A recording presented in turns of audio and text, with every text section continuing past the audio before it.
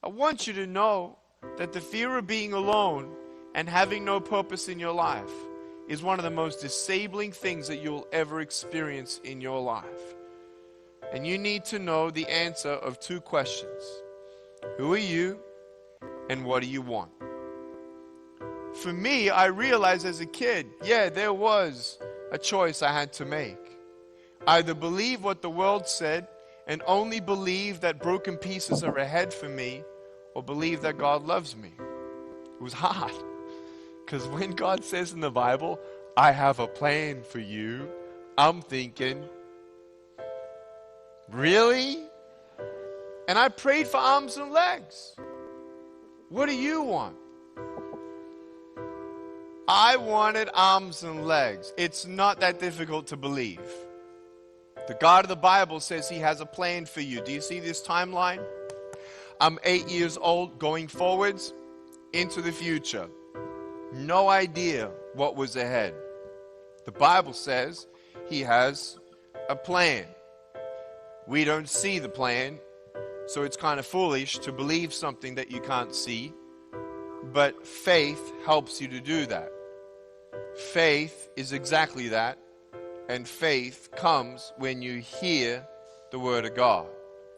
When I heard the Word of God, I still didn't understand His love, His plan. So I prayed for a blueprint of His plan. And He didn't come back to me on that request. And when you don't hear from God, you then start to conclude what you believe. From then on, do you decide to keep on believing and waiting to see what happens and trust Him? Or do we conclude to do this? There is no God. I'm alone. There is no hope. There is no purpose. I'm getting bullied for the rest of my life. I'm never getting married. I'm never going to have kids. Never going to be happy. Man, was I wrong or what? And at age 10, I tried to end my life, but I'm still here. All I could see were broken pieces, and I had no idea that there would ever be hope for someone truly disabled. Emotionally, mentally, spiritually, physically, the whole thing. I mean, on every checkbox. I wasn't myself sometimes. I was so angry at my life. And I want you to know in your life, there will be times where you feel like you'll be on the edge. But when you look at the word disabled, D-I-S-A-B-L-E-D, when you turn your back on the lies like this, and you come to the truth will set you free. Do I look disabled to you today? No. When you put a G-O, go, walk by faith and not by sight, and you put a G-O in front of the word disabled, it spells God is able to do what? Ephesians 3:20, exceedingly abundantly more than you could ever ask, imagine, or attain. What does that mean? It actually means that God has a good plan. He never withholds any good gifts. I was 15 years old and I read John chapter 9.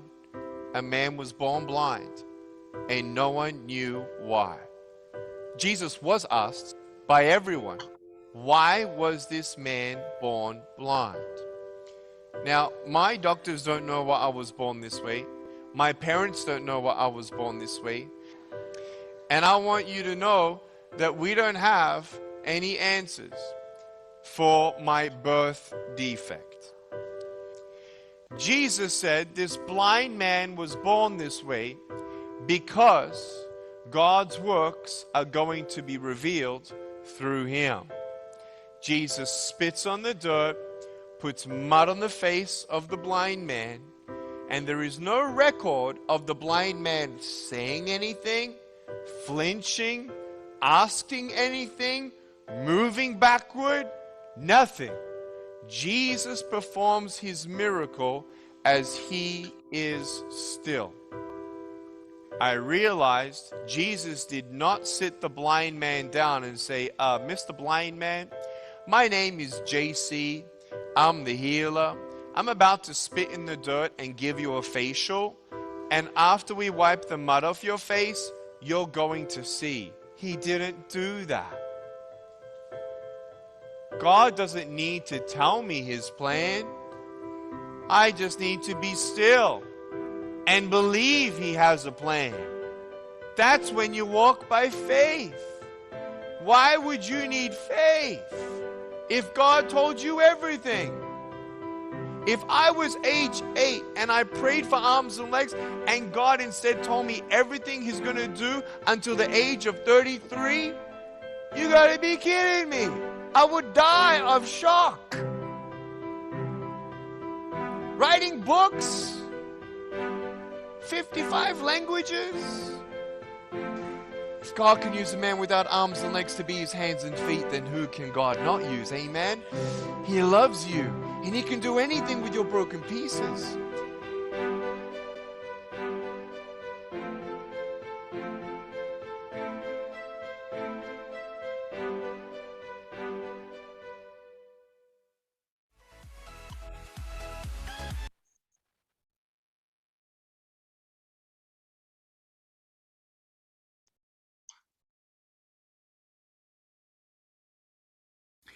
닉 부이치치가 말한 것처럼 하나님은 우리에 대한 계획을 갖고 계십니다. 이 세상에 태어난 그 어떤 사람도 소중하지 않은 사람은 없습니다. 가치 없는 사람도 없습니다. 저와 여러분에게 과연 어느 정도의 시간이 남아 있는지는 모르지만 그래도 아직 우리가 살아 있다는 것은 그것은 우리가 감당해야 할 사명이 남아있기 때문이라고 하죠. 어느 정도의 시간이 남아있는지 모르지만 어느 정도의 시간이 남아있든지 어떻게든 우리는 남은 인생을 가치 있게, 의미 있게 보낼 수 있기를 간절히 바랍니다. 저도 여러분도. 우리는 할 수 있습니다. 우리가 할 수 있는 이유는 에베소서 3장 20절의 말씀처럼 우리가 구하거나 생각하는 것보다 더 넘치도록 능히 해주시는 하나님이 우리를 도우시기 때문입니다.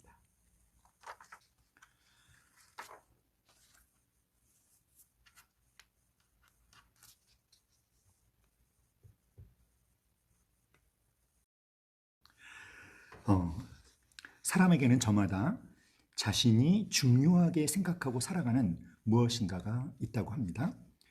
스티븐 코비의 성공하는 사람들의 7가지 습관이라는 책에서 그는 사람들이 각자 삶의 중심축을 가지고 살아간다고 말하고 사람들의 유형을 구별하였습니다. 어떤 사람은 배우자 중심의 삶을 사는 사람이 있고 또는 가족 중심 또는 금전 중심, 일 중심, 소유 중심, 쾌락 중심, 친구나 적 중심 또는 자기 중심의 삶을 살고 있는 사람이 있다고 하죠. 자, 하나하나에 대해서 좀 더 자세히 살펴보면 먼저 배우자 중심의 사람이 있어요. 자, 이 사람은 부인이나 남편의 필요에 따라서 살아가는 사람입니다. 이 사람은 배우자가 뭘 원하는지에 따라서 자신의 삶을 계획하고 그의 전 삶을 배우자에게 맞춰서 살아가는 사람인데요. 배우자의 감정에 의존적이고 배우자의 상태에 따라서 아주 부정적인 상호작용을 할 수 있다고 합니다. 자, 여러분 중에 혹시 배우자 중심의 삶을 살고 계시는 분이 계시지는 않는지요? 자, 두 번째는 가족 중심의 삶을 살고 있는 사람입니다. 자, 이 가족 중심의 삶을 살고 있는 사람은 가족들을 위해서 살아가는 사람이죠. 아주 좋은 것 같죠. 그러나 가족들에게 너무나 많은 기대를 하기 때문에 특별히 자녀들에게 너무 많은 기대를 해서 부담감을 주거나 다른 가족들에게 특별히 가족의 명예를 너무 강조한 그래서 가족을 위해서 자기 자신을 희생할 것을 다른 가족들에게도 요구하는 그런 부작용도 있다고 합니다. 한번 읽어봅시다. 시작. 가족 중심의 사람, 가족들을 위해서 살아가는 사람인데 아주 좋은 것 같지만 가족들에게 너무 많은 기대를 하는 중에 자녀들에게 너무 많은 기대를 해서 부담을 주거나 다른 가족들에게 가족의 명예를 너무 강조하는 부작용도 있다. 자, 세 번째는 금전 중심의 사람이에요. 흔히 우리가 많이 접하는 경제적인 안정을 최고의 가치로 생각하고 살아가는 사람이죠. 그러나 돈 버는 것 자체를 삶의 중심에 두면 다른 부분에서 파멸에 이를 수 있다라고 경고를 합니다. 자, 요즘 시대에 경제적인 안정에 가치를 두고 사는 분들이 굉장히 많습니다. 자, 그러나 돈 버는 것 자체가 우리 삶의 중심이 돼도 과연 괜찮을까요? 그것보다 더 가치 있는 일은 과연 없는 것일까요? 돈 버는 것이 최고의 가치고 그것을 삶의 중심에 둔다면 어떻게 될 수 있다? 다른 부분에서 파멸에 이를 수도 있다라고 하는 경고를 우리는 귀담아 들을 필요가 있습니다. 자, 그 다음에는 일 중심의 사람입니다. 자, 이 사람은 자신의 일에 심취하고 그 일에 몰두하는 형을 말하는데 이런 사람은 자신의 일로 자기를 자랑하고 과시하는 사람이죠. 그러나 자신이 잘하는 그 일 외에는 많은 삶의 영역들에서는 무능하고 부족한 사람이 되기가 쉽습니다. 이 일을 통해서 뭔가 성취하려고 하는 어떤 과업을 남기려고 하고 그 일을 통해서 자기의 가치를 확인하는 사람이죠. 일을 위해서 또 일에 성공하는 것을 위해서 다른 모든 것을 희생하려고 하는. 자, 그러나 자신이 잘하고 있는 자신의 모든 것을 쏟아부은 그 일 외에 많은 삶의 영역에서는 무능하고 부족한 사람이 되기가 쉽고 특별히 일의 어떤 성취를 위해서 다른 관계, 특별히 가족과의 관계를 소홀히 했을 때 그가 이제 그 일을 놓게 되었을 때 어떻게 될 수 있을까요? 다른 가족들이 자신을 필요로 하지 않은 그런 상황에 직면하면서 굉장히 회의에 빠질 수 있고 허무감에 빠져들 수 있습니다. 자, 또 어떤 분이 계십니까? 소유 중심의 사람이 있죠. 자, 소유 중심이 뭔가를 소유하는 거. 좋은 집이나 자동차 이런 어떤 물질적인 것뿐만 아니라 명성이나 지위와 같은 이렇게 좀 물질적이지 않은 이런 것들의 소유를 중요하게 생각하는 분인데 이런 분은 늘 그 소유한 것, 자기가 소유한 것을 잃어버릴지 모른다는 불안감에 시달릴 가능성이 많다고 하죠. 자, 그러니까 소유한다라고 하는 것이 단지 물질적인 것만을 말하는 것은 아닙니다. 어떤 친구 관계일 수도 있고요. 또는 명예일 수도 있고요. 지위일 수도 있죠. 그러나 이 소유의 가치를 두면 자신이 소유한 것을 어떻게 할 수 있을지 모른다? 잃어버릴지 모른다는 불안감에 시달릴 가능성이 많은 사람이죠. 소유는요, 더 많이 소유할수록 더 소유하고자 하는 욕심도 더 커진다고 하죠. 그래서 참 소유에 대한 욕심은 끝이 없다라고 합니다. 과연 이 소유 중심의 삶을 살아도 괜찮을까요? 자, 또 어떤 사람이 있을까요? 쾌락 중심의 사람이 있습니다. 가장 헛되고 파괴적인 삶을 살 가능성이 많은 사람이죠. 자, 함께 읽어볼까요? 시작. 재미나 쾌락을 쫓는 사람으로 즉각적인 욕구 충족을 원하며 살아가는 사람이다. 그러나 이런 사람이야말로 가장 허무한 삶을 살아가는 사람으로 더 자극적인 쾌락을 쫓다가 결국 헛되이 삶을 마칠 수 있다. 가장 허무한 삶을 살아가는 사람이 바로 쾌락 중심의 삶을 사는 사람이래요. 여러분 중에 그런 분은 안 계시리라고 믿습니다. 자, 그 다음에 또 어떤 경우가 있냐면 친구나 적 중심의 삶을 살고 있는 사람이 있어요. 친구 중심의 삶은 친구를 가장 소중하게 생각하는 경우죠. 친구를 위해서 살아가는 사람입니다. 적 중심의 사람은 자신의 원수에게 모든 신경을 집중해서 그를 이기고 그에게 보복하는 것을 중심으로 살아가는 사람이죠. 자, 이들의 삶은 특징이 뭐냐면 안정감이 없다는 거예요. 다른 사람에 의해서 흔들리는 삶을 살 수밖에 없습니다. 친구를 가장 소중하게 생각하는 경우, 가족보다도 친구를 소중하게 생각하는 그런 남편들이 있죠. 자, 그런 배우자는 굉장히 어떤 뭐라고 할까요? 소외감을 느끼고 굉장히 불만에 찰 수가 있겠죠. 친구를 위해서 모든 것을 희생하는 것, 친구가 소중하기는 하지만 그러나 과연 친구의 모든 가치를 두는 것이 과연 옳을까요? 자, 친구를 위해서 살아가는 사람이 있는가 하면 또 어떤 사람이 있습니까? 적 중심의 삶이 있어요. 자신의 원수에게 모든 신경을 집중해서 그를 이기는 어떤 자신의 경쟁 상대를 이기는 것, 또는 자기에게 뭔가 피해를 준 사람에게 보복하는 것을 중심으로 살아가는 사람. 참 이것도 헛된 것이죠. 이런 삶의 특징이 뭐다? 안정감이 없다. 그리고 다른 사람에 의해서 흔들리는 삶을 살 수밖에 없다.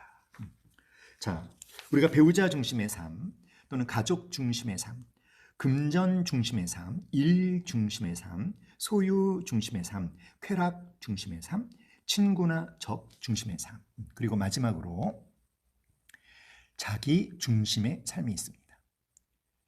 자기 중심의 삶이란 자신의 느낌이나 기분을 중요하게 생각하고 이기적으로 자신의 유익을 쫓는 사람을 말하죠. 그러나 이런 사람 역시 좋은 삶을 살 수 없는데 그 이유는 무엇이냐면 다른 사람들과 함께 살아가지 못하기 때문에 안정감을 가질 수 없고 받기만 하고 주지 않기 때문에 고인 물과 같이 타락한 삶을 살게 된다고 합니다. 어쩌면 우리에게 가장 중요한 존재가 자기 자신일 수 있어요. 자, 그런 경우에 만약에 내가 해당한다라고 한다면 고민해 보셔야 됩니다. 중심 이동을 할 필요가 있겠죠? 자, 여러분 지금까지 살펴본 배우자 중심, 가족 중심, 돈 중심, 일 중심, 소유 중심, 쾌락 중심, 친구나 적 중심, 자기 중심 중에 어떤 유형에 해당하시나요? 여러분이 제가 내드린 그 숙제를 하면서 아마 자기 자신이 발견한 것들을 보면 내가 무엇을 중심으로 살고 있는지를 아마 잘 이렇게 발견할 수 있을 것 같습니다. 자, 그러면 우리는 과연 무엇을 중심으로 우리의 삶을 살아가야 할까요? 자, 먼저 우리가 바울을 한번 살펴보기를 원합니다. 바울은 하나님 중심의 삶을 살았던 사람입니다. 자, 그 7가지 성공하는 삶의 7가지 비결을 쓴 이 스티븐 코비는요, 이런 얘기를 합니다. 가장 바람직한 생활의 중심으로 원칙 중심의 삶을 사는 것을 제시합니다. 즉, 보편적이고 근본적인 원칙을 정해놓고 그 원칙을 중심으로 가족이나 친구나 돈이나 일을 움직이는 삶을 사는 것. 자, 그런데 바로 그 가장 보편적이고 근본적인 원칙이 바울에게는 바로 누구이셨다? 하나님이셨다라는 거죠. 바울은 하나님 중심의 삶을 살았던 사람인데 어떻게 보면 바울은요, 일 중심의 사람이다. 또는 선교 중심의 사람이다라고 할 수도 있을 것 같아요. 왜냐하면 바울은 늘 선교하는 데 모든 힘을 쏟았고 그의 삶 전체가 선교에 집중되어 있었기 때문이죠. 그러나 보다 정확한 평가는 바울은 하나님 중심의 삶을 산 사람이다라고 할 수 있습니다. 왜냐하면 그를 움직이는 가장 근본에는 하나님이 계셨기 때문입니다. 그리고 그는 성령의 인도하심을 따라 살았습니다. 그는 오직 하나님을 중심으로 그리스도에 의해서 성령의 능력과 힘으로 살았습니다. 물론 바울에게 친구도 중요하고 일도 중요한 부분이었지만 그의 삶의 중심은 하나님 중심이었습니다. 하나님을 중심으로 가족이나 일이나 친구나 모든 다른 삶의 영역들을 하나님이라는 원리 안에 복종시키는 삶을 살았던 것이죠. 그래서 제가 저에게도 그렇고 여러분에게도 그렇고 모든 분에게 추천하고 싶은 삶이 바로 하나님 중심의 삶을 사는 거예요. 자, 우리 함께 한번 읽어볼까요? 바울은 하나님 중심의 사람입니다. 시작. 바울은 하나님 중심의 사람입니다. 그를 움직이는 가장 근본에는 하나님이 계셨고 그는 성령의 인도하심을 따라 살았습니다. 그는 오직 하나님을 중심으로 그리스도에 의해서 성령의 능력과 힘으로 살았습니다. 물론 바울에게 친구도 중요하고 일도 중요한 부분이었지만 그의 삶의 중심은 하나님이었습니다. 하나님 중심으로 가족이나 일이나 친구나 모든 다른 삶의 영역들을 하나님이라는 원리 안에 복종시키는 삶을 살았던 것이죠. 자, 우리 로마서 15장 17절로 18절 말씀 한번 찾아볼까요? 로마서 15장 17절 18절 말씀. 네, 로마서 15장 17절 18절에 보면 바울이 이렇게 고백하고 있습니다. 그러므로 내가 그리스도 예수 안에서 하나님의 일에 대하여 자랑하는 것이 있거니와 그리스도께서 이방인들을 순종케 하기 위하여 나로 말미암아 말과 일이며 표적과 기사의 능력이며 성령의 능력으로 역사하신 것 외에는 내가 감히 말하지 아니하노라. 자, 여러분, 바울은 어떤 고백을 하고 있죠? 바울은 자신의 하는 일을 하나님의 일이라고 말하고 있어요. 그리스도께서 성령의 능력으로 했다 이렇게 말하고 있습니다. 바울은 가족을 중심으로 또는 자신의 일을 위해서 자신의 안정이나 쾌락이나 만족만을 위해서 살지 않았습니다. 그는 오직 하나님을 중심으로 그리스도에 의해서 특별히 성령의 능력과 힘으로 살았습니다. 물론 바울에게 친구도 중요하고 일도 중요한 부분이었지만 그의 삶의 중심은 하나님이셨습니다. 하나님을 중심으로 가족이나 일이나 친구나 모든 다른 삶의 영역들을 하나님이라는 원리 안에 복종시키는 삶을 살았던 것이죠. 여러분, 돈을 중심으로 사는 사람은요, 얼마나 돈에 대해서 민감한지 몰라요. 돈에 대해서 민감한 관심을 보이고 돈을 얻기 위해서 얼마나 돈에 헌신적인 삶을 사는지 모릅니다. 돈이 되는 일이라면 어떤 어려운 일도 마다하지 않고요. 건강을 해치는 것도 두려워하지 않습니다. 또 친구 관계가 멀어지고 가족 관계가 소원해지는 것들도 그렇게 신경 쓰지 않고 돈을 벌기 위해서만 살아가는 사람들을 쉽게 볼 수 있죠. 자, 바울은 돈을 중심으로 사는 사람이 돈에 철저하게 헌신하는 것 이상으로 하나님께 그의 모든 삶이 집중되어 있고 그의 모든 것을 들여서 하나님의 뜻을 따르고 하나님의 일을 이루기 위해서 살았습니다. 여러분, 우리가 중심으로 삼고 살아야 할 것이 돈이 되어야 합니까? 하나님이 되어야 할까요? 돈을 중심으로 살아가는 사람은 돈은 얻을지 모르나 진정한 삶의 행복을 얻을 수 없고 그런 그의 삶은 온전한 삶이 될 수 없습니다. 가족이나 배우자나 일이나 친구나 쾌락이나 자기 자신이나 다른 어떤 것을 삶의 중심으로 삼든지 그런 중심을 가지고는 온전한 삶을 살 수 없습니다.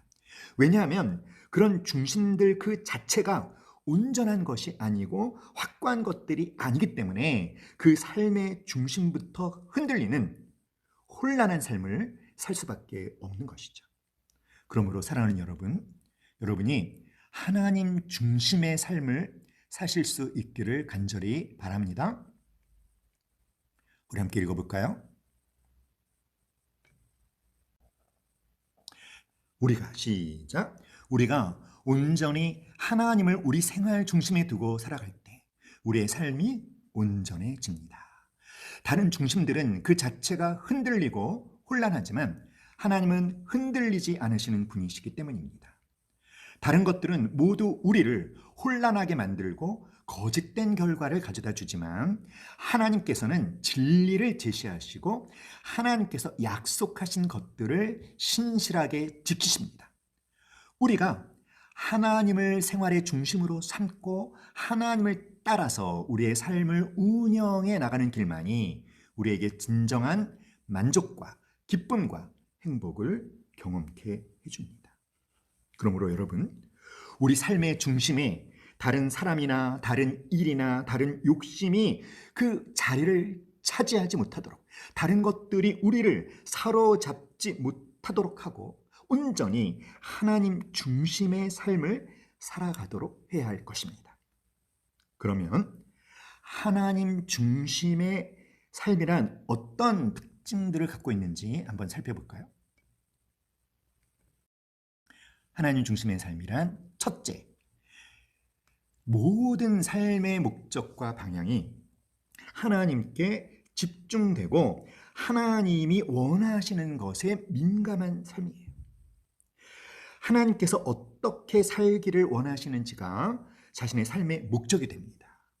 하나님께서 어떻게 하시길 원하실까 하는 것이 모든 판단과 계획의 중심이 되는 것이죠.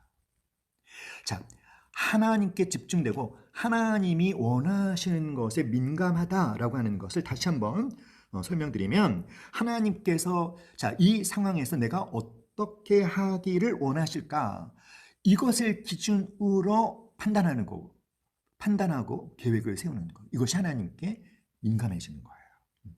첫째 읽어봅시다. 시작.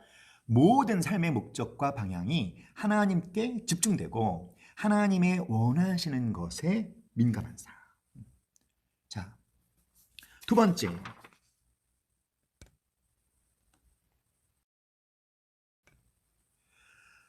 자, 시작. 하나님께 모든 것을 헌신하는 삶. 하나님을 위해서 자신의 모든 다른 부분들을 희생하고 포기할 수 있는 것이 하나님 중심의 삶이다. 자, 하나님 중심의 삶이란 하나님께 모든 것을 뭐 하는 삶이다? 헌신하는 삶이다. 자, 하나님을 위해서 자신의 모든 다른 부분들을 희생하고 포기할 수 있는 것이 하나님 중심의 삶입니다. 자, 바울은 자신이 로마에 가서 사역하기보다는 스페인 서바나에 가서 사역하겠다고 말합니다. 사실 로마같이 큰 도시에서 사역을 하면 바울 개인으로 봐서는 명성도 얻고 더 편한 사역을 할 수 있겠으나 그러나 바울은 그런 것들에 연연해하지 않았어요. 그는 이미 복음이 들어간 로마에서보다는 힘들고 어렵겠지만 아직 개척되지 못한 스페인으로 서바나로 가서 하나님의 사역을 감당하겠다고 말합니다. 왜냐하면 바로 그것이 하나님이 원하시는 것이었고 하나님이 원하시는 것을 하기 위해서 기꺼이 자신을 헌신하기 위해서 무엇인가 희생하는 것을 아까워하지 않는 것이죠. 이것이 하나님 중심의 삶입니다. 세 번째, 하나님 중심의 삶의 세 번째 특징은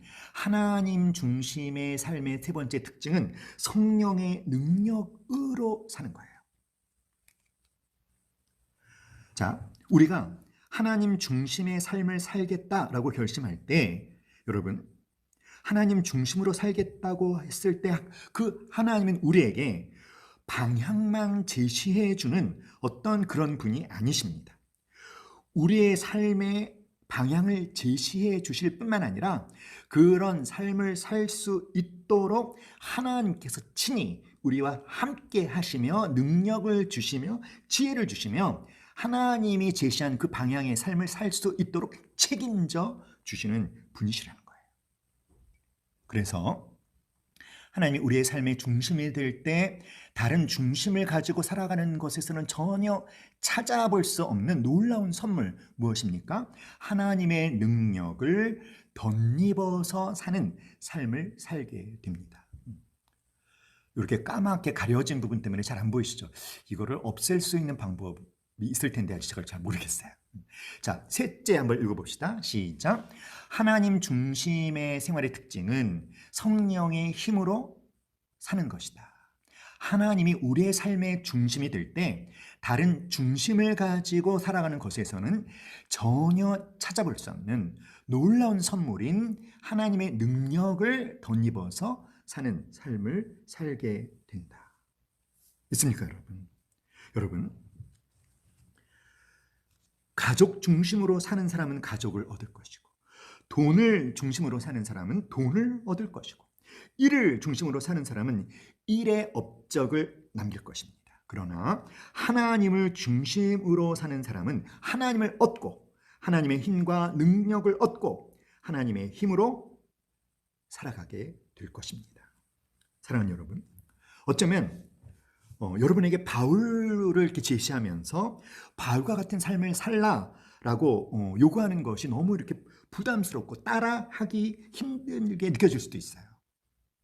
당장 바울과 같이 헌신해서 복음을 위해서 모든 것을 버리고 선교 여행을 떠나라라는 것을 요청하는 것이 아닙니다. 그러나 중요한 것은 무엇입니까? 우리 삶 가운데 우리가 과연 정말 무엇을 중심으로 살 것인지에 대한 분명한 결단과 선택과 결정이 있어야 된다는 것이에요. 이것은 어떤 강요를 하는 것도 아니고 어떤 당위성을 주장하는 것이 아니라 여러분을 위해서 너무나 필요하고 좋은 일입니다. 우리가 하나님을 중심으로 삶을 계획하고 하나님의 뜻을 살펴서 오늘의 삶을 경영하고 우리가 하나님을 가장 우선순위로 해서 다른 모든 것들을 헌신할 수 있을 때 정말 여러분 하나님을 얻고 하나님의 능력을 얻고 그리고 가장 가치 있는 삶을 살아나는데 성공하는 그것이 가능해지기 때문에 하나님 중심의 삶을 사실 것을 간절히 요청하는 것이죠. 사랑하는 여러분, 우리의 삶이 더욱 하나님 중심의 삶이 되도록 그렇게 여러분의 사명을 선언하실 수 있기를 간절히 기도합니다. 온전히 하나님을 저와 여러분의 삶의 중심에 두고 하나님 중심의 삶을 살아서 정말 의미 있는 보람된 가치 있는 그런 또 참 기쁨과 안정과 만족을 누릴 수 있는 그런 삶을 살 수 있기를 간절히 기도합니다. 자, 우리의 사명이 무엇인가를 발견하는 여행의 첫 출발을 우리가 어떻게 했죠? 바로 나의 가치를 찾는 작업들을 했습니다. 나의 사명이 무엇인가를 발견하는 여행의 첫 출발은 바로 나의 가치관이 무엇인지를 정확하게 인식하는 것입니다. 자, 가치관이란 무엇이라고 했습니까? 가치관이란 우리 삶에서 중요한 것이 무엇인가에 대한 신념이라고 했어요. 우리 배운 거 기억나시죠? 우리 교재 4페이지에, 그렇죠? 가치관이란 우리 삶에서 중요한 것이 무엇인가에 대한 신념이다. 그리고 핵심 가치는 우리 안에 깊이 뿌리내리고 있으면서 어떤 것을 선택하고 어떤 것을 거부하는데 강력한 영향을 미치는 가치다. 자, 나에게 소중하고 내가 중요하게 여기는 가치를 알지 못하면 그것을 지키기도 어렵습니다. 자, 나에게 소중하고 내가 중요하게 여기는 것이 무엇인지를 안다면 그것을 더욱 확실하게 지킬 수 있습니다. 자, 집의 가치가 무엇인지를 찾는 일이 과연 중요하고 필요한 일일까요? 중요하고 필요한 일입니다. 왜냐하면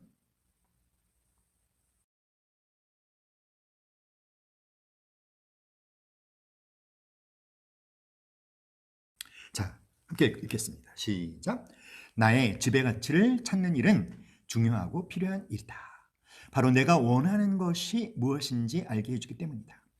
내가 누군지 알게 해주며 내가 어디에 서 있는지 알게 해준다. 그럼으로써 삶의 기준이 세워지며 여기에 밑줄 짝 삶의 기준이 세워지며 앞으로 어떻게 살아야 할지 큰 그림을 그릴 수 있게 된다. 집을 짓는 것에 비유를 하자면 집을 지을 때 가장 중요한 뼈대를 세우고 그 뼈대의 재료들을 준비하는 과정이라고 할 수 있다. 그렇습니다, 여러분. 그렇기 때문에 여러분 우리가 우리의 집의 가치가 무엇인지를 찾는 일은 중요하고도 정말 필요한 일이에요. 자, 여러분 이렇게 가치관을 찾는 작업들을 하면서 여러분 제가 숙제 내드린 것들을 하면서 어떠셨어요? 참 이렇게 좀 재밌지 않으셨나요? 여러분 가치관을 찾는 일은요. 나도 모르고 있던 나의 모습을 찾는 놀라운 경험을 하게 해주지 않습니까? 내가 깨닫지 못한 중요한 가치를 알게 됨으로써 나 스스로 내 인생을 바라보는 눈이 번쩍 띄어지는 그런 경험을 혹시 하지 않으셨나요? 자, 또한 나의 가치를 알게 되는 것 자체가 여러분 굉장히 의미 있는 여행이에요. 그리고 앞으로 우리가 삶을 계속 살아가게 되는데 앞으로 우리가 직면하게 될 여러 크고 작은 문제에 봉착할 때 그 문제 해결의 기준이 되어줄 것입니다. 그리고 우리가 나의 가치관을 알게 될 때 내가 어떤 가치를 추구하며 살고 있는지 또 어떤 가치를 추구하며 살 것인지를 분명히 결정해 놓으시면 우리가 우리 삶에 일어나는 모든 일에 있어서 열정을 갖고 성취감을 맛보게 해줍니다. 여러분, 그 참 궁금합니다. 여러분들이 그 숙제를 하시면서 과연 여러분이 여러분 자신에 대해서 발견한 것이 무엇인지, 당신의 집의 가치는 무엇인지요. 우리 그룹회의 시간에 잠깐 이런 것들을 나눠보는 것도 좋을 것 같다라는 생각이 듭니다. 자, 에베소서 5장 16절 말씀에 세월을 아끼라 때가 악하니라 라는 이런 말씀이 있죠. 자, 지난주에 제가 숙제로 드린 것 중에 규칙적으로 하는 행위, 그 행위를 하게 하는 개인적 가치, 그리고 그 가치에 대한 정의, 숙제에서 이제 카톡으로 사진을 찍어서 카톡으로 저한테 보내달라 부탁을 드렸는데 어려운 분도 많이 계셨습니다. 자, 이 작업은요 시간에 관한 것이에요. 내가 무엇에 나의 시간을 주로 소비하고 있는지 그것을 한번 살펴보는 작업을 한 것입니다. 시간은 불변의 가치이기 때문에 소비한다라는 동사가 주로 사용되죠. 시간을 사용했다, 시간을 소비했다. 자, 여러분은 무엇에 여러분의 시간을 많이 쓰고 있습니까? 여러분 우리가 사용한 시간을 되돌릴 수 없기 때문에 쓰다, 보내다, 낭비하다 이렇게 표현하죠.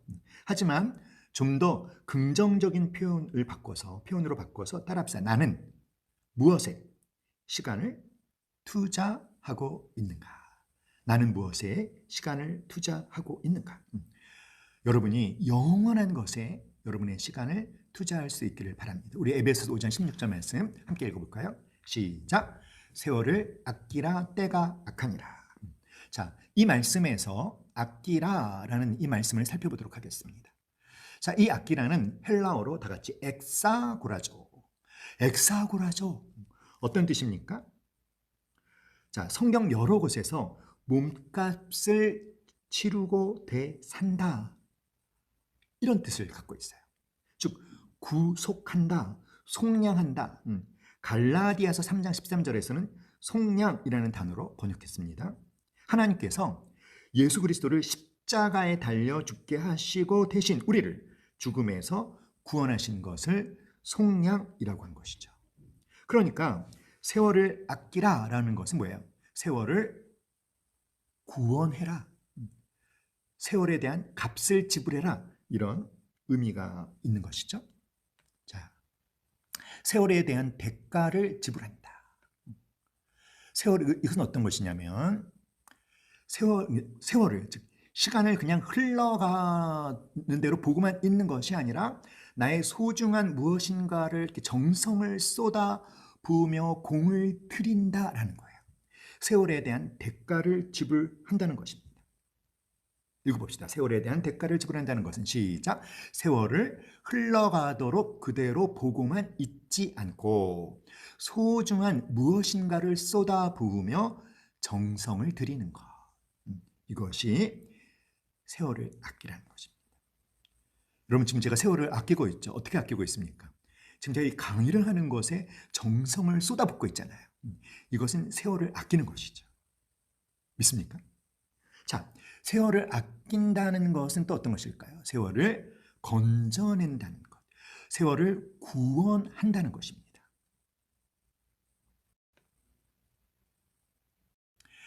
읽어보죠. 세월을 시작. 세월을 그저 흘러가는 세월로 버려두지 말고 내게 소중한 시간들로 하나님을 위해 이웃들을 위해 무엇인가 유익한 시간들로 바꾸어 가는 것을 말한다.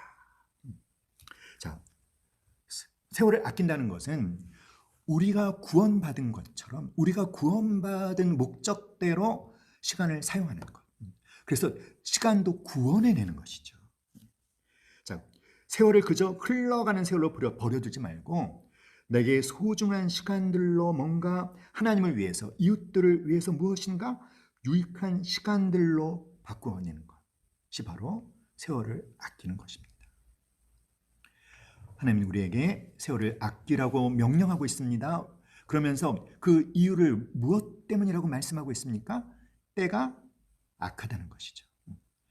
때가 악해서 세월을 뭡니까? 세월을 그냥 흘러가도록, 그냥 낭비하도록, 그냥 소모하도록 그렇게 강력하게 우리를 유혹하고 그렇게 뭔가 압력을 주는 그런 시대 속에 살고 있기 때문에 더욱 깨어서 그 유혹을 물리치고 우리는 어떻게 해야 될까요? 세월을 아껴야 하는 중요한 사명을 갖고 있다는 거예요. 믿습니까, 여러분? 사랑하는 여러분, 그러므로 그냥 시간이 그냥 흘러가서 그냥 버려지도록 내버려 두지 마시고 뭔가 정성과 공을 쏟아 부으셔서 그 세월을 구원해내서 내가 구원받은 목적에 맞게 시간을 사용하시기를 바랍니다. 그래서 하나님을 위해서, 이웃을 위해서 유익한 시간으로 바꿔내는 여러분 되실 수 있기를 간절히 기도합니다. 20세기의 위대한 성자 가운데 한 사람, 바로 알버트 슈바이처 박사죠. 이 알버트 슈바이처는요, 다방면에서 천재성을 발휘했던 분이십니다. 그는 파이프 올간 연주로 명성을 얻었고요. 신학을 전공해서 특히 종말론 분야에서 신학자로서 학문적 업적을 남겼습니다. 철학을 전공했는데 특히 칸트 학자로 유명했던 분이시라고 합니다. 연주자요, 교수요, 학자로 아주 바쁜 삶을 살고 있던 어느 날 1905년에 한 선교단체의 보고서를 읽고 그는 충격을 받았습니다. 아프리카에 의사가 없어서 수많은 사람들이 고통을 받고 있다는 것이죠. 슈바이처는 그때부터 결단을 했어요. 의사가 되기로. 그래서 그는 의사가 되기에 대학 의학부에 들어가 공부를 시작했고 1913년 의학 박사가 되어 아프리카로 건너갑니다. 그리고 아프리카에서 지내면서 그리스도의 사랑을 전했습니다. 여러분, 바로 이러한 것이 세월을 아끼는 거예요. 하나님께서 주신 기회에 대가를 지불하며 그 세월을 구원받은 목적에 맞게 건져내는 것이죠. 구원해내는 것이죠. 그 세월을 그냥 평범하게 흘러 소모되는 시간이 아니라 하나님을 위해서 그리고 이웃을 위해서 아주 가치 있는 시간으로 바꾸어 놓는 것을 말합니다. 이러한 것이 바로 무엇입니까? 세월을 구원해내는 것이죠. 여러분이 세월을 구원해내는 하나님이 찾으시는 그 한 사람 될 수 있기를 간절히 기도합니다.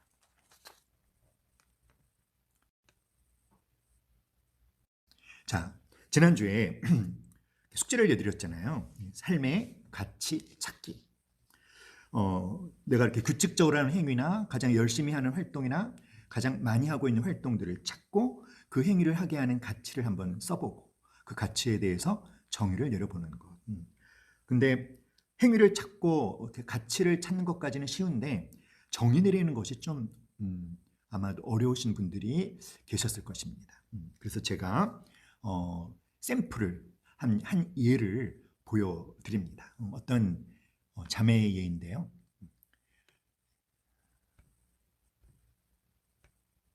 자, 이 자매가 찾은 행위 그리고 그것을 하게 하는 개인적인 가치 바로 이와 같습니다. 자, 이 자매는 행위로는요, 규칙적인 행위 또 열심히 하고 있는 활동들로는 큐티와 기도, 그 다음에 조기 제자 훈련, 과제하는 것, 그리고 출퇴근, 근무하는 것, 그 다음에 유튜브 웹툰 보는 것, 친구 만나는 것, 그리고 여섯 번째가 운동하는 것이에요. 자, 큐티와 기도를 하게 하는 개인적인 가치는 하나님과의 친밀한 관계. 조기 제자 훈련 과제하기는 뭐다? 그것을 하게 하는 개인적인 가치는 성실한 자세로 훈련에 임하는 것. 이것이 이제 개인적인 가치죠. 출퇴근 근무하는 것은 최선을 다하는 책임감과 인정받는 것. 여기에 가치를 두고 있기 때문에 열심히 회사에 출근해서 근무를 한다는 것이죠.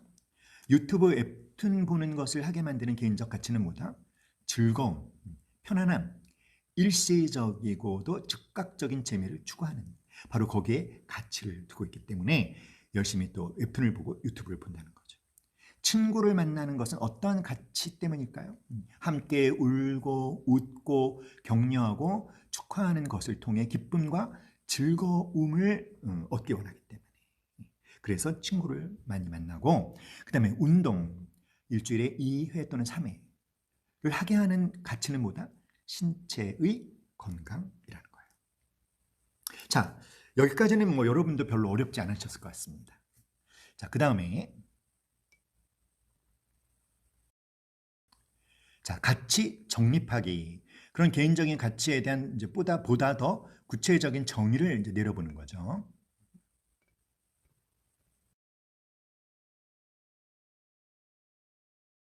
자, 하나님과의 친밀한 관계를 추구하기 때문에 큐티와 이제 기도를 하는데 하나님과의 친밀한 관계를 추구하는 그 가치에 대해서 자, 이렇게 정의를 내렸습니다. 한번 읽어볼까요? 시작. 하나님과 항상 함께하여 친밀한 관계 속에 거하는 것은 가장 중요하다.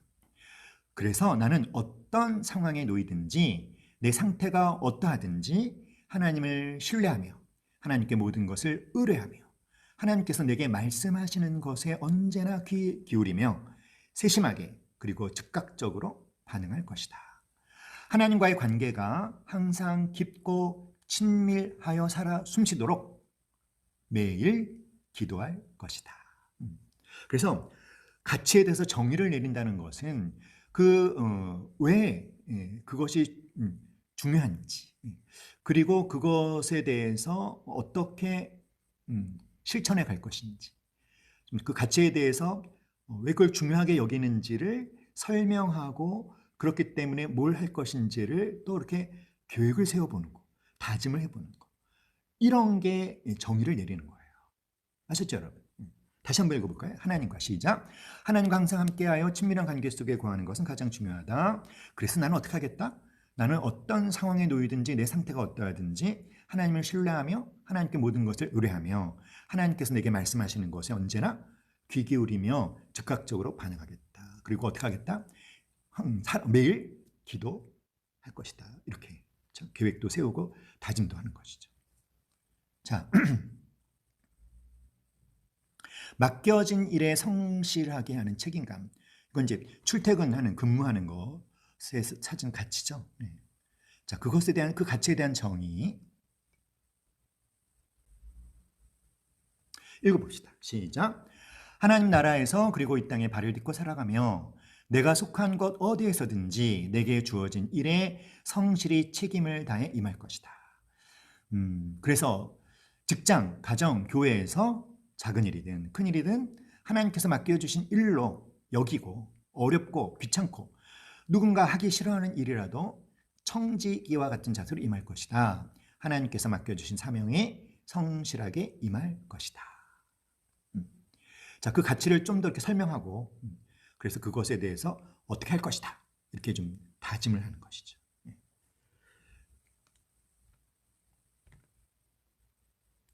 함께 그 친구 만나는 것에 대해서 이제 왜 그런 친구를 만나는 어떤 가치를 추구하고 있기 때문이다. 함께 하는 것, 함께 겪고 함께 통과해 나가는 것.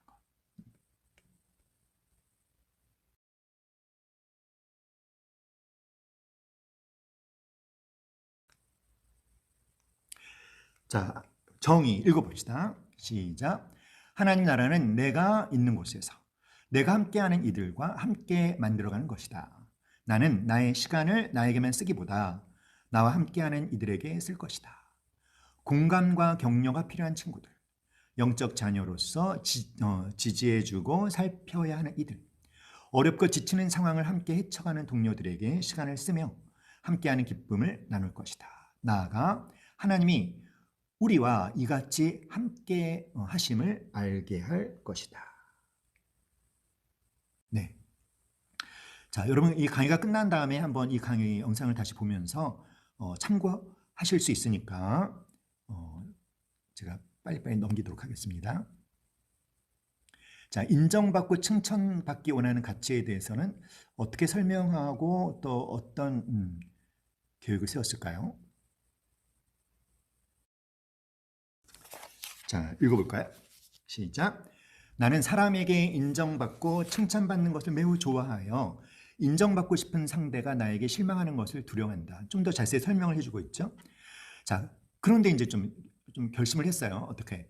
그러나 이제는 방향을 바꿔서 하나님께 인정받고 칭찬받기 원하며 사람에게는 내가 먼저 인정해주고 칭찬해줌으로써 격려하고 위로하는 이가 될 것이다. 자, 요 케이스를 보면 이 네 자매 같은 경우는 자기가 굉장히 이렇게 사람들의 인정과 칭찬을 굉장히 중요하게 생각하고 있다는 거기에 가치를 두고 있는 자기를 발견했습니다. 하지만 그런 것에 가치를 두고 있는 자기 자신에 대해서 한번 평가를 해본 거예요. 그것을 이렇게 지나치게 가치를 두고 사는 것이 과연 앞으로도 계속 그렇게 가치를 두고 살아도 괜찮은 건지 그랬더니 뭔가 좀 변화가 필요하다는 것을 깨달았죠. 그래서 어떻게 하기로 결정했습니까? 이제는 방향을 바꿔서 사람들에게 인정받고 칭찬받기보다는 누구에게? 하나님께. 그리고 사람들에게는 어떻게 하겠다? 내가 먼저 인정해주고 칭찬해주는 사람이 되겠다. 이렇게 이제 다짐을 하고 결단을 하는 것이죠. 자, 참고하시기 바랍니다. 네. 그 다음에 마지막으로 좀 부정적인 것도 있죠.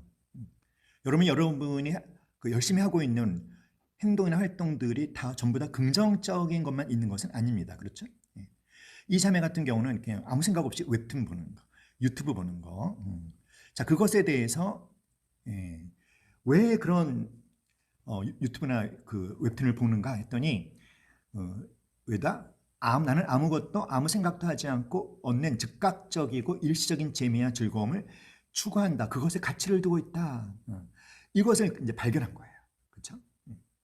자, 이러한 시간도 필요할 수 있으나 그러나 이제 좀 새로운 조정을 합니다.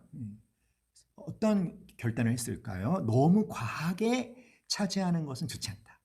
그래서 어떻게 하겠다? 이런 시간이 하루에 1시간, 30분에서 1시간 이상을 넘지 않도록 하겠다. 그리고 그 외의 시간을 하나님과 가족과 함께 하거나 건설적인 준비를 하는데 사용할 것이다. 이렇게 정의를 내렸습니다. 자, 여러분 어떻게 숙제를 하셨는지 정말 궁금합니다. 그룹토의 시간에 서로의 것들을 한번 나눠보면 어떨까요? 자, 이런 과정들을 통해서 내가 어떤 가치를 추구하며 살고 있는지를 우리는 발견하게 되는 것이죠. 나에 대해서 그만큼 알아가게 되는 것이죠. 그리고 이제 그런 가치에 대한 그 정의를 내린 것들을 모아서 이제 바로 그런 것들이 여러분 자신의 사명 선언문을 만드는 재료로 사용되어지는 거예요. 아셨죠, 여러분? 자, 사명 선언문을 왜 만들어야 하는가? 사명 선언문을 작성하는 것에 어떤 유익한 점들이 있는가? 자, 첫 번째, 사명 선언문을 작성하거나 검토하는 일은 우리를 어떻게 해준다? 변화시켜 준다는 거예요. 정말 사실입니다. 여러분 변화될 것입니다. 정말 가치 있는 삶을 살기로 결단하게 되실 거예요. 가치 지향적인 삶을 살기로 여러분 자신을 변화시킬 것입니다. 뿐만 아니라 정말 무엇이 가장 중요한지 그런 것들을 고민하게 하면서 나의 생각과 행동을 일치시켜 주는 것이죠. 자, 이렇게 하면 다른 사람들은 우리가 외부의 영향력에 좌지우지 되지 않는 사람이라고 느끼기 시작할 것입니다. 심지가 굳은 사람이구나. 또 우리는 우리 자신이 하고자 하는 것에 대한 분명한 사명감을 갖게 되고 열정을 쏟을 수 있게 됩니다. 여러분, 자, 그래서 우리가 만드는 이 사명 선언문을 뭐라고 말하냐면 우리 자신의 개인 헌법이다 이렇게 얘기해요. 개인 헌법. 따라합시다. 개인 헌법. 자, 우리가 앞으로 인생을 살아가면서 어떤 것을 선택할 것인지 어떤 것을 거절할 것인지에 대한 판단하는 기준이 되어줄 거예요. 무엇이? 나의 사명 선언문. 내 인생의 나침반이 되어줄 것입니다. 그래서 이제 다음 주 숙제는 뭐냐면 여러분 자신의 사명 선언문을 만들어서 제출하시는 거예요. 제가 샘플을 보여드립니다. 자, 이것은 어떤 분의 사명 선언문이에요. 어떤 형제의 사명 선언문인데,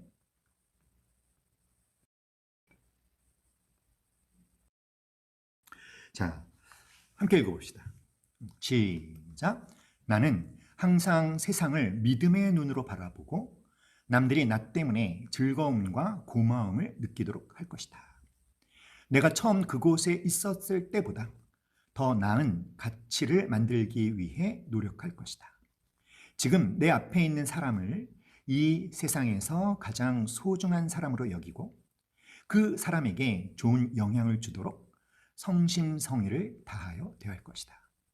나의 두 아들에게는 가장 편한 친구처럼 대할 것이며 내 아내에게는 내가 아내를 사랑하고 있다는 것을 말과 행동으로 자주 표현할 것이다.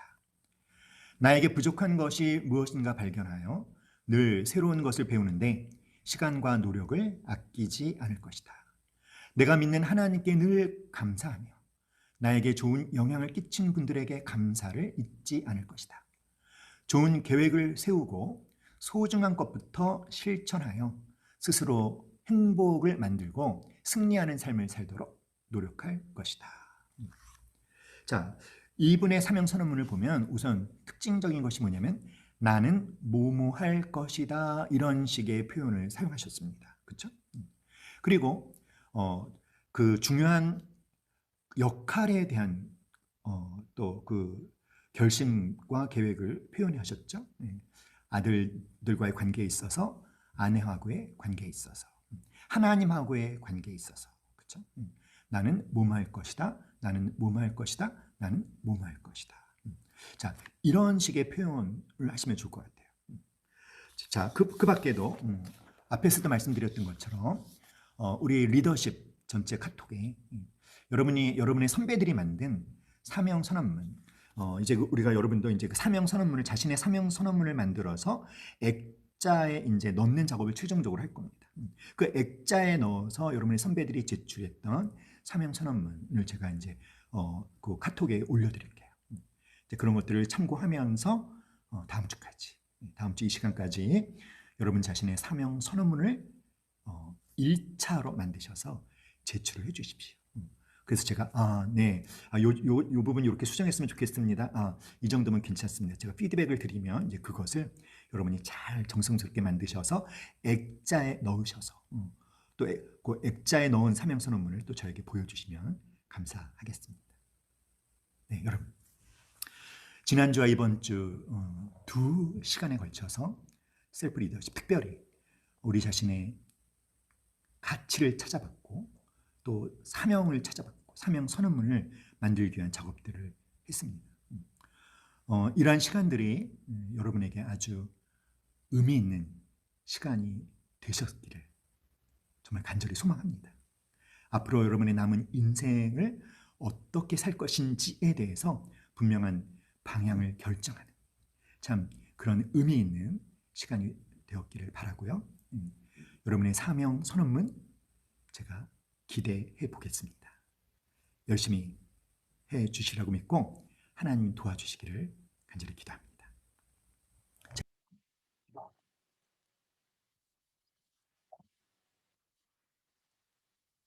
가운데가 풍성하신 하나님 아버지, 우리가 예, 그 아름다운 삶을 통해서 정말 이 세상에 의미 없는, 가치 없는, 필요 없는 인생은 한 사람도 없다는 것을 다시 깨닫게 해주셔서 정말 감사드립니다. 하나님 아버지, 우리 이 리더십에 참여하고 있는 우리 모든 형제 자매님들을 하나님 도와주시옵소서. 그래서 자기 자신에 대해서 정말 귀한 발견을 해갈 수 있도록 도와주시옵소서.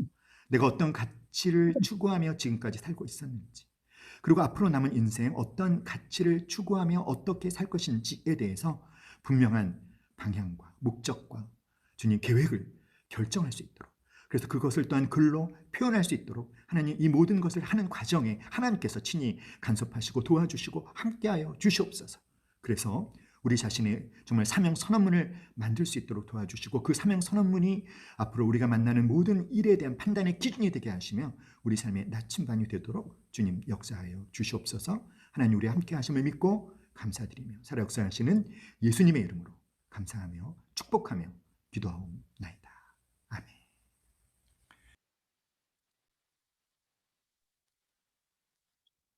네, 여러분.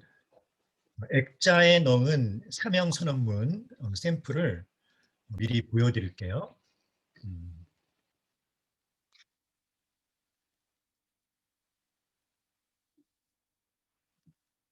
자, 이 사명 선언문을 보시면 왼쪽에 있는 사명 선언문은 네, 아주 예쁜 종이에 프린트를 하셨죠? 한번 읽어보면 나는 하나님의 자녀로서 본분을 다하여 세상의 삶을 진실되고 아름답게 위로와 격려의 글을 표현하며 살 것이다. 2번, 나는 글을 표현함에 있어서 타인의 평가에 연연하지 않고 하나님만 바라보며 성령님께서 인도하는 대로 쓸 것이다. 3. 나는 글 쓰기 위해서 매일 기도, 큐티, 성경 쓰기, 한자 공부, 독서, 일기 쓰기를 할 것이다. 나는 건강한 육체에서 긍정적, 아름다운 생각, 가슴 떨림이 나온다고 생각하기에 주 3회 이상 1시간씩 꼭 운동할 것이다. 나는 남편과 자녀들에게 안정과 평안한 가정이 되도록 하고 고상하고 아름다운 믿음의 유산을 물려주며 늘 공부하고 열심히 삶을 최선을 다해 살았던 엄마로 기억되게 삶으로 보여줄 것이다. 이렇게 표현하셨죠? 자, 오른쪽에 있는 유리 액자에 넣으셨는데요. 나는 하루의 시작을 하나님의 말씀을 묵상함으로 하나님과 친밀한 관계로 나아가겠다. 아내로서 남편을 사랑으로 섬기며 믿음의 동반자로 동행하겠다. 그래서 이분을 경우에 보면 아내로서, 엄마로서, 또 교회에서 친구와 이웃으로 이런 식으로 모모하겠다. 역할별로 또 표현하셨고요. 하나님의 딸 원미란의 사명 선언문, 이분 같은 경우는 사명 선언문이 아주 굉장히 자세하고 길죠.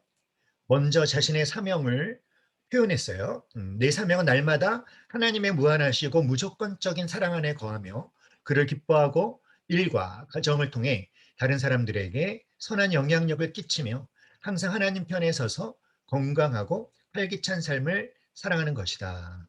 이렇게 자신의 사명을 좀 포괄적으로 선언하고 나서 1번부터 10번까지 표현하신 것을 보면 역할별로 표현하셨어요. 첫 번째는 예수님의 제자로서, 그 다음에 아내로서, 어머니로서, 딸과 며느리로서, 동생으로서, 교회 구성원으로서, 교회 학교 교사로서, 친구와 이웃으로, 사회 구성원으로 이렇게 표현하셨고, 마지막에 정리를 하시죠. 이 모든 사명을 감당함에 있어 항상 하나님과 동행하고 넘어질 때마다 예수님의 보혈을 의지하고 매 순간 성령님의 도우심을 구함으로 하나님과 더욱 친밀한 관계를 누리며 하나님을 기뻐하고 찬양하는 삶을 산다. 자, 반면에 그 오른쪽에 있는 사명 선언문은 원미란 자매님의 사명 선언문에 비교해 보면 아주 단순하고 간단하십니다.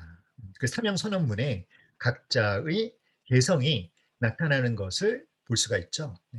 자, 황우림의 사명 선언문. 나는 매일 감사하며 살겠다. 나는 출근길을 주님과 동행하겠다. 나는 매일 하나님과의 친밀한 교제 시간을 갖겠다. 나는 우리 가정을 위해 일주일에 한 번 남편과 가정 예배를 드리겠다. 나는 친정과 시댁에 화목을 주는 기도의 사람이 되겠다. 나는 칭찬을 아끼지 않는 사람이 되겠다. 나는 이웃에게 예수님의 사랑을 보여주겠다. 나는 이 모든 사명을 감당함에 있어 삶 속에 녹여낼 수 있게 성령님께 도움을 구하겠다.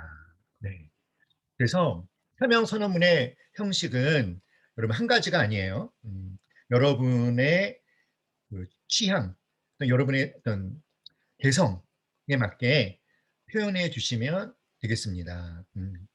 자, 그래서 다음 주 이 시간까지 여러분이 강의 사명 선언문을 하나 일단 샘플을 하나 1차 사명 선언문을 만드셔서 저에게 보여주시고 저의 피드백을 통해서 최종적으로는 액자에 넣은 사명 선언문을 우리가 만드는 것이 우리의 목적입니다. 그래서 오늘 강의를 잘 또 참고하시고 또 제가 3단계 카톡에 사명 선언문을 또 올려드릴 테니까 그것을 참고하셔서 다음 주까지 여러분 자신의 사명 선언문 1차 사명 선언문 쓰신 것을 저한테 보여주세요. 제가 피드백을 드리면 이제 그 다음 주에는 액자에 넣은 사명 선언문을 또 저한테 보여주시기 바랍니다. 네, 여러분 수고 많이 하셨고요. 네, 이어지는 그룹토의 또 은혜로운 시간 되시기를 기도합니다. 우리 하나님 앞에 감사의 박수 드리고 감사합니다, 하나님. 네, 여러분의 사명 선언문 기대하겠습니다. 감사합니다. 다음 주에 뵐게요. 감사합니다. 감사합니다. 수고하셨습니다. 감사합니다. 수고하셨습니다.